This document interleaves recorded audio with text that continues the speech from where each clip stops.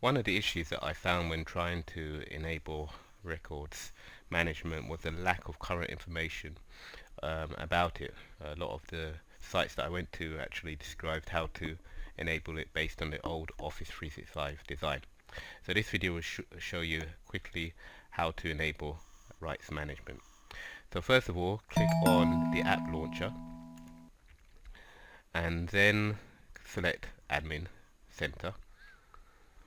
So from within there, we'll now select Service and Add-ins from the Settings menu, and then we'll select Microsoft Azure Information Protection.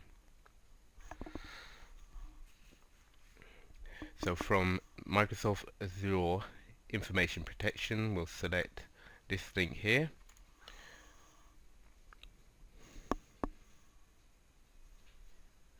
and this displays the rights management page. So you click activate and then you get this message that appears, and it shows that when you enable rights management, it will apply to the following areas: Exchange Online, SharePoint Online, etc. If you want to activate it, click activate.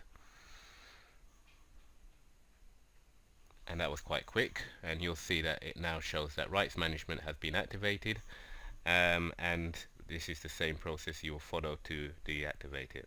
And that's it. That's how you enable rights management on Office 365.